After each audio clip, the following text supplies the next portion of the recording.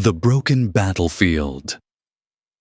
The wind howled across the burning plains of Virax as black smoke filled the sky like a blanket of death. The land was torn apart by war. Charred machines lay broken. The smell of metal and blood mixed in the air. A young human, soldier named Nathan Hale crawled through the wreckage. His right leg was crushed. Blood leaked from his side. He gritted his teeth and dragged himself with trembling arms. His breathing was heavy and slow. He knew he would not survive long explosions, echoed in the distance as alien warships flew overhead. Their green light scanned the ground for life. Nathan held his breath. He was hiding under a half-buried transport vehicle, one of the last from his squad. He had watched his friends fall one by one. He wanted to scream, but no one would hear. No one was left. His vision blurred as he looked at the cracked photo in his hand. It was his little sister's picture. Her smile was the last warmth he remembered. He closed his eyes and waited for the end. Then he heard something strange. Heavy footsteps. Very heavy. Too heavy to be human. They were slow but powerful. Each one made the ground vibrate slightly. Nathan tried to move, but could only lift his head. And then he saw her. A tall figure walking. Through the dust, 12 feet tall, clad in black armor with glowing purple symbols across her chest and shoulders. Her face was hidden behind a curved helmet with sharp lines. 2 horns curled back from the top of her head. A Makrith warrior. One of the enemy's elite. Nathan's heart sank. He had heard about them. They were trained to kill without mercy. Even wounded soldiers were not spared. And now one was walking straight toward him. She stopped a few feet away. Her glowing eyes looked down at his broken body. He expected her to raise her blade to end him quickly, but she didn't. Instead, she knelt down slowly. Her armor groaned softly as she lowered herself. Her clawed hand reached toward him. Nathan flinched. But she didn't strike. He touched his shoulder gently. Very gently for someone her size. She tilted her head as if studying him. Then she spoke. "You bleed, but you still look up. You are not afraid." Why? Her voice was deep and strong. But there was something else. A softness in her, tone something. He didn't expect from a Makrith. Nathan tried to speak but only coughed. Blood touched his lips. He looked into her glowing eyes and whispered, "Just do it. End it." She stared at him for a moment, then said, "No, I will not." She reached behind her back and pulled out a small crystal vial. She crushed it in her hand. A blue mist surrounded them. His pain lessened slightly. His breathing grew easier. Nathan didn't understand. Why would the enemy help him? He wanted to ask, but his eyes closed. He was too weak to fight the sleep pulling him down. He felt strong arms lifting him off the ground. He felt his body press against metal and warmth. Her voice echoed one more time before darkness took him. "They lied to us. You are not what they said." Then everything went black. Somewhere in the distance, a Makrith scout watched from the shadows. He saw the warrior carrying the human away from the battlefield. He turned and activated his communicator. "Tavari has taken a human. She has broken protocol and..." With that, the report was sent. The chase had begun. Nathan opened his eyes slowly. He felt warmth, not fire, not pain, but real warmth, like he was wrapped in something soft and heavy. His vision was blurry. Lights above him glowed in strange colors. Blue, and green, and soft yellow. The air smelled like flowers and wet stone. He tried to move but groaned. His leg hurt less than before, but it was still stiff. He looked around. He was lying on some kind of bed, made from woven leaves and soft animal fur. He blinked again. This was not a human place. The walls were smooth, dark stone. The ceiling had roots and vines hanging down like curtains. Glowing crystals lit the whole room. The sound of water echoed nearby, maybe a small stream. He heard movement, heavy footsteps approaching from the side tunnel. And then she appeared, the 12-foot alien warrior no longer wearing her helmet. Her skin was deep violet with silver markings across her neck and collar. Her face was sharp and beautiful in a fierce, Wei eyes glowing bright blue. Her white hair was tied behind her head in thick braids that swayed as she moved. She carried a bowl in her hand and stopped at his side. Nathan tensed, but she only knelt and placed the bowl near him. She said softly, "You are awake. Good eat you. Need strength." He looked at the bowl. It held thick soup, blue and steaming with pieces of something like vegetables. His stomach growled. He hadn't eaten in over a day. He slowly sat up. She helped him by placing her massive hand behind his back. Her touch was careful, gentle. Too gentle for someone so strong. Nathan asked in a weak voice, "Where am I?" She answered, "A place forgotten." This cave was once a refuge for warriors. Now only ghosts visit it. He stared at her and asked, "Why did you save me? You're Makreth. We're enemies." She looked away. Her voice lowered. "Yes, I am Makreth. But before the war, I was a healer. Not all of us want this endless killing. You were bleeding broken, left behind. I could not walk away." Nathan looked into her eyes. He didn't see hate. He saw something else. Pain, loneliness. He said quietly, "Thank you." She stood and walked to a stone table, picked up a cloth soaked in glowing gel, came back and began to clean the wound on his leg. It stung. He winced. She said, "Sorry, this will help the bone mend faster. Your kind heals slower than ours." He chuckled weakly. "Yeah, we're fragile compared to you." She gave the smallest smile. Almost shy, after a while he asked, "What's your name?" She paused, then said, "Vari Nathan," nodded. I'm Nathan's silence passed between them. Only the sound of water and the gentle crackle of heat stones. Nathan leaned back and looked at the cave ceiling. "Are you the only one here?" Tavari replied, "Yes. For now. But they will come. My people, they will not understand why I did this. To them I am a traitor." He turned to her sharply. "Then why risk everything for me?" She looked down at her hands. They were strong, covered in old scars. She whispered, "Because I remember what it means to care." "And you reminded me." Nathan didn't know what to say. His heart was heavy, not just with pain, but with the strange feeling growing inside him. He looked at her, this massive being who could crush him without effort. Yet she cleaned his wounds, fed him, watched over him. The warrior everyone feared was protecting him, like only someone gentle could. He said softly, "You don't seem like the monster they told us about." She replied just as softly, "They say the same about humans." For a moment, they shared silence. Not as enemies, but as survivors. As beings who no longer wanted to fight, but outside the cave.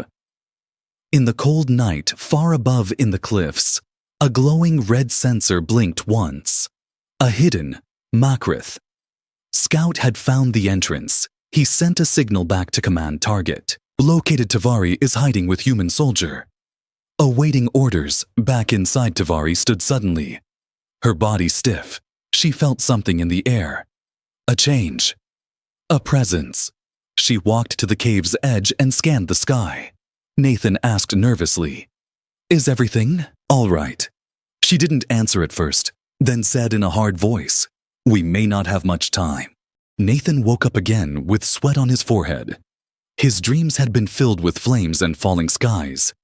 But when he opened his eyes, he saw peace. Tivari was sitting not far from him, sharpening a long spear. Its blade was smooth and glowed faint, purple under the crystal lights. Her movements were slow and focused. She was a warrior. There was no doubt. But now Nathan saw her differently. He sat up and tried to move his leg. It still hurt, but he could feel it healing. Tivari noticed and placed the spear aside. She walked over her giant figure, casting a shadow over him. But there was no fear now, only calm. She held out a wooden stick, carved and polished. Try standing. Let us see if the leg listens to you. Yet Nathan took it and nodded. He put one foot down, then the other, and slowly. He stood. His legs trembled, but he didn't fall. He smiled a little. Tivari's eyes blinked slowly. Good. You're healing faster than expected. That is rare for humans. Your body is weaker, but your spirit refuses to break. Nathan leaned on the stick and chuckled. Thanks, I think that was a compliment. She tilted her head. It was. They shared a strange silence, the kind where words are not needed. Nathan looked around the cave again. So do you live here alone? She nodded. Yes. Since the war began, I abandoned the camps. I could not fight anymore. Not like they wanted. He stepped closer to her. What do you mean? She looked into the fire pit in the center of the room. Makrith are trained from birth to destroy, to obey, to erase. Mercy. But I was once a guardian of life, a shield for the young and weak. Before the war stole that from me, Nathan sat down by the fire and saving me. Was that part of the old you? She did not answer. Instead, she sat beside him. The ground shook slightly. When she did, he noticed a strange necklace around her neck. A metal ring with tiny human writing scratched into it. He pointed to it. That looks familiar. Human script. She touched the necklace gently. Yes. I took it from a battlefield years ago. A dying human gave it to me. He said, even enemies can still have honor. I never forgot that. Nathan looked at her hands, huge, clawed, covered in scars. But now they picked up a soft cloth and dipped it in warm water. She reached for his arm. He flinched by habit, then let her clean a scratch. He didn't notice. Her touch was soft, like feathers, despite the strength in her fingers. He whispered, "Why do you care so much?" She looked up at him and said, "Because I once loved someone who bled just like you. And I could not save him." Nathan stared at her. For the first time, he saw past the armor, past the alien face. He saw grief. He saw heartache. And something else. He said, "You're not like the others. You feel things deeply. Don't you?" Tivari lowered her head slightly. Feeling is not weakness. But my kind made it shameful. You humans feel loudly. You love loudly. Maybe that is why I am drawn to you. Nathan smiled. You saved me, fed me, treated me better than most humans would, and you don't even know me. She raised her eyes. No, enough. You didn't scream. You didn't beg. You looked at me with calm, even when you thought I would end you. That told me who you were. Suddenly a strange noise echoed through the cave. A clicking sound, distant but sharp. Tivari stood instantly, her senses alert. She grabbed her spear and moved toward the entrance. Stay here. Do not move. Nathan felt fear rise in his chest, but he obeyed. She vanished into the outer cave corridor. Only the sound of her footsteps fading behind. Minutes passed. Each one slow and cold. Then she returned, eyes sharp, breath controlled. We are being watched. I can feel them. Scouts from my kind. They are near. Nathan's heart pounded. Then we should leave, right? She shook her head. Too dangerous. If we move, they will strike. We must be silent, and I must prepare." He looked at her face, so calm under pressure, so strong, yet still showing worry in her eyes. Nathan whispered, "Will you be okay?" She looked at him. "I do not care about me. Only you." And with those words, the air between them changed. He was no longer just a rescued soldier, and she was no longer just an alien warrior. Something was beginning between them. Strange, unexpected, and deeply human. The fire in the cave burned low. Tivari placed more heat stones around it, while Nathan sat near the wall. He kept one hand on the wooden stick she gave him, and the other on his leg. The pain had faded a little, but something else was rising now. A feeling he couldn't explain. Something between fear and comfort. Something that only came when she looked at him. Tivari stood with her back to him. Her long braids hung low. Her muscles moved under her armor like coiled ropes. She was silent, listening. Nathan asked quietly, "Do you really think they followed you here?" She didn't. Turned to face him. "I know they did.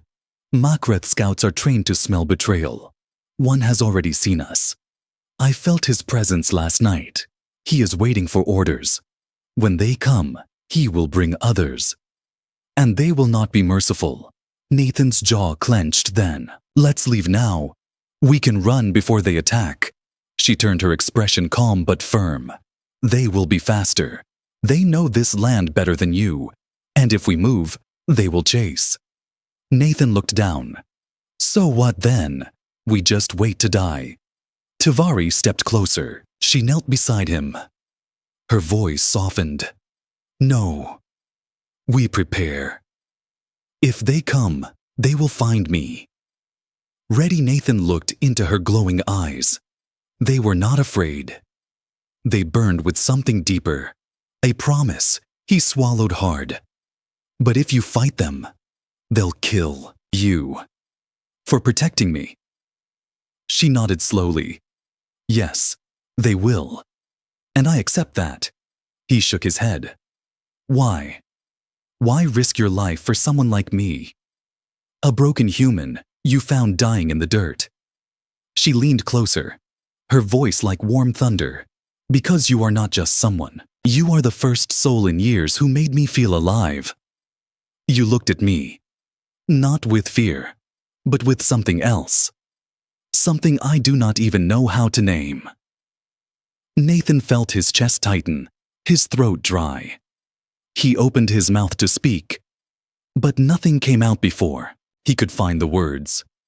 The stone wall behind them shook slightly. A low hum buzzed through the air. Tivari stood fast and grabbed her spear. They are here. Their tech disrupts stone vibrations. They are close. Nathan stood too, using the stick. His balance weak, but his will strong. Tivari turned to him. "Hide in the back chamber. Take the flare crystal if I fall. Send the signal, your people will come." Nathan held the small crystal she gave him. It glowed faint red, like blood under glass. He refused. "No, I won't leave you," she growled low. "You must. If they capture you, they will use you to break me." He stepped forward, his voice shaking. "Then fight with me. Not alone." She stared at him for a long second, then nodded. "Very well. We stand together. But if I fall, you run." That is not a request. Nathan nodded once. His heart was pounding like thunder, but he felt no fear. Only fire. Outside the wind howled, then silence, and then a sound like thunder crashing down the mountain. The cave entrance exploded. Stone flew in every direction. Smoke filled the air. 3 large figures stepped into the cave, each one a Makreth warrior, their armor black and sharp, their faces hidden, their weapons glowing with deadly light. One of them stepped forward. His voice was cold as steel. "Tivari, you have betrayed your kind. Surrender the human, and we may let you die with honor. She stepped in front of Nathan. Her spear held firm. I will not surrender him. You will have to go through me. The leader raised his weapon.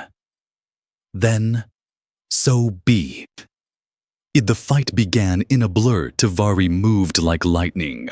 Her size never slowed her. She slammed her spear against one enemy, blocked a blade from another. Nathan backed away. Grabbing a broken blaster from the cave floor, he aimed, fired once, hit a warrior's leg. It barely slowed him, but it gave Tavari an opening. She roared, drove her spear into the warrior's chest, pulled it out and turned. But the leader was faster. He struck a burning line of plasma cut across her side. She cried out, but stayed on her feet. Nathan screamed Tavari. She stood tall, blood dripping down her armor, her hands shaking, but her voice strong. You will not touch him. He is under my protection. He is mine. The leader charged again. But this time, Nathan moved first, threw the broken blaster like a rock. It hit the warrior's helmet. A moment of distraction, Tavari used that moment. With a final cry, she drove her spear through the leader's chest. Silence followed. The last enemy fell. The cave was still. Smoke filled the air. Only the sound of her breathing remained. She fell to her knees. Nathan rushed to her side. She looked at him, weak, but smiling. I told you we stand together. Tavari's breathing was shallow. Her body trembled as blood leaked from the deep cut on her side. Nathan held her upright with both arms. His fingers dug into the broken pieces of her armor. His own shirt soaked with her violet blood. He had never seen someone fight like her. Not even in the worst battles on Earth. She had taken on 3 of her own kind, and she had won. But at what cost? Tavari leaned against the cave wall. She refused to lie down, refused to show weakness. Her spear was still, gripped tightly in one hand. The glow fading, but not gone. Nathan reached for the healing gel, the same thick blue paste she had used on him before.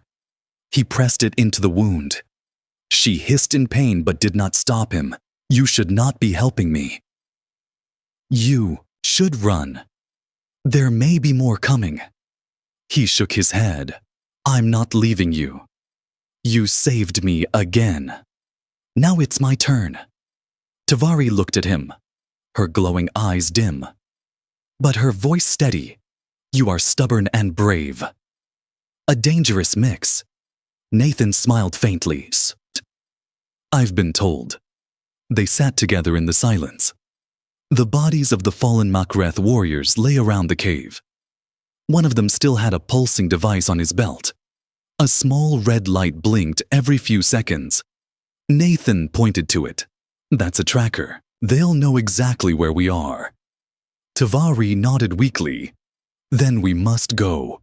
Even if I cannot walk. You must not be caught. With me, Nathan stood and searched the cave quickly. He found a storage crate in the shadows.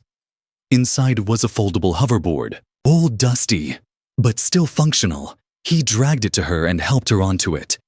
She groaned as the pain shot through her body, but did not complain once she was secured. He activated the controls. The board rose a few inches above the ground and hummed softly. Nathan held the front grip and began to move through the narrow tunnels that led out of the cave. The path was steep, filled with rocks and low ceilings, but he didn't stop. Not once behind them. The red light on the tracker blinked faster above. The cliffs. A squad of Makreth drones picked up the signal. They moved in perfect formation. Like shadows with wings, Tavari opened her eyes halfway as the tunnel grew brighter. The exit. We are close, but the skies may not be safe. Nathan didn't care. He pulled harder. Faster, they reached the edge of the mountain. The sky stretched wide in every direction. Dark clouds rolled over the land, and in the distance a faint blinking light shone. Nathan pointed. That's a human outpost they'll have. Medics and weapons. We'll be safe there.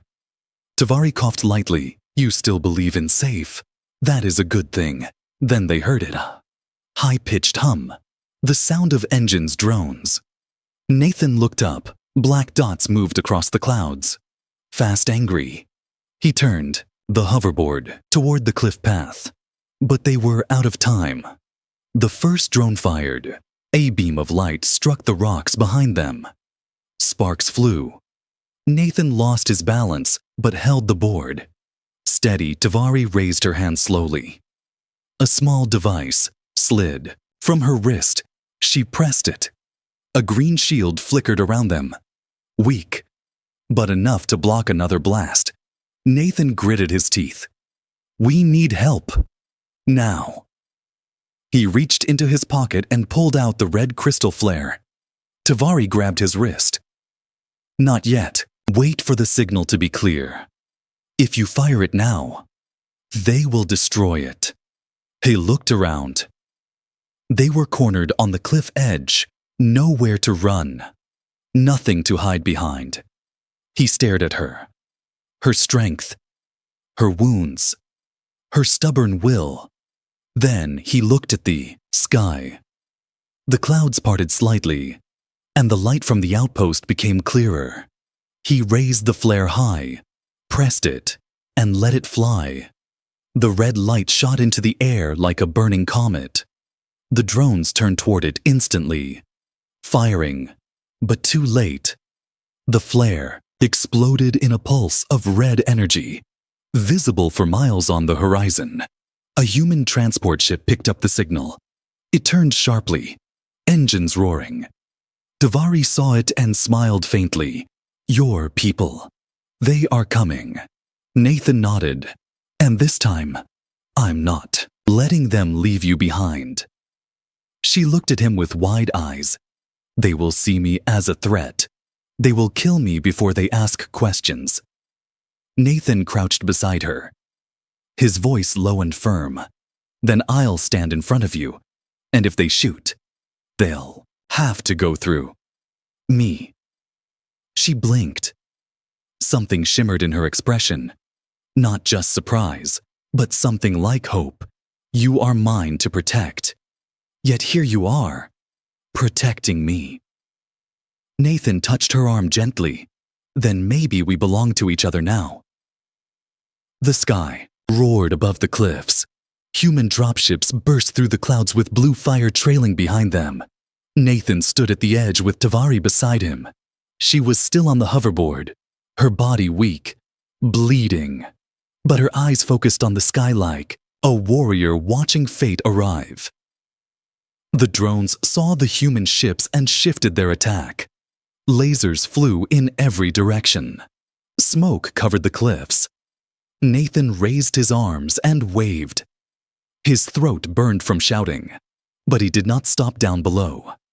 The largest transport turned and locked onto the cliff's edge. It began to slow down.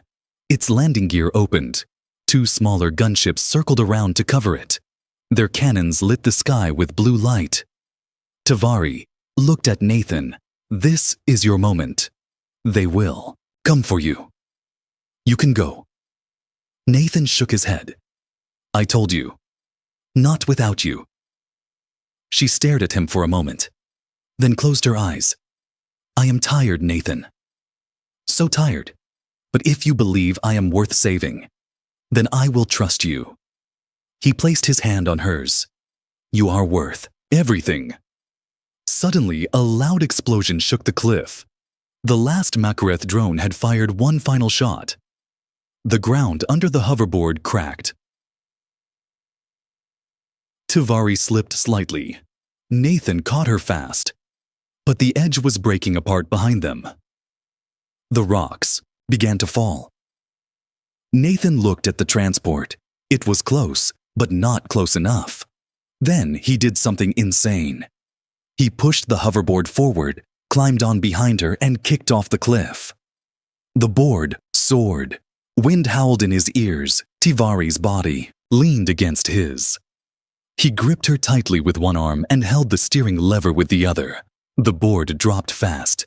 Too fast, but it was aimed right toward the open bay of the transport. The pilot inside the ship saw them coming. He shouted through the comm, "Catch them." Now 2 soldiers leaned out and activated the gravity net. A glowing field of energy spread out from the landing ramp. Nathan braced for impact. The board slammed into the field, slowed suddenly, and dropped gently onto the deck. Tivari groaned softly. Nathan fell beside her. But he was smiling. "We made it. We actually made it." The soldiers rushed toward them, their guns raised, but froze when they saw her. One of them shouted, "Is that a Makrith? Get back, she could be dangerous." Nathan pulled himself in front of her. He raised his arms wide. "She's with me. She saved my life. She bled for me. She fought her own kind to protect me. And if you shoot her, you shoot me too." The soldiers hesitated. One of them touched his earpiece. "Sir, the human is protecting the alien orders." A voice crackled through the comm. "Stand down. Bring them both in. Alive." Nathan collapsed beside her again. Relief washed over him like cold rain. Vari looked at him, her voice a soft whisper. "You did not run, even at the end you stayed." He nodded always. She closed her eyes, finally letting herself rest. Hours later, Nathan sat in the medical bay of the ship. His wounds were cleaned, his leg wrapped tight. Tivari lay on a reinforced bed beside him.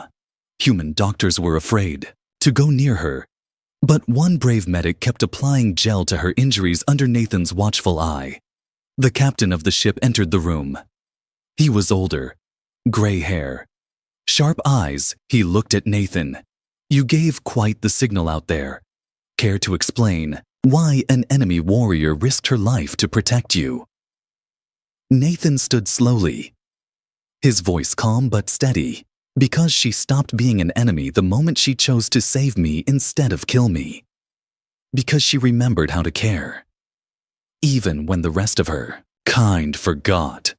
The captain folded his arms. "And you trust her?" Nathan looked at Tivari. "With my life." The captain sighed. "This will not be easy. Command will want answers. Some will want her locked up, some worse." Nathan replied, "Then tell them the truth. Tell them we're alive because of her. And maybe, just maybe, she's the first step to ending this war." Tivari opened her eyes slowly, her voice barely a breath. "I do not regret saving you, even now." Nathan leaned closer. "And I'll make sure they don't regret saving you either." For the first time in a long time, hope filled the air around them. The end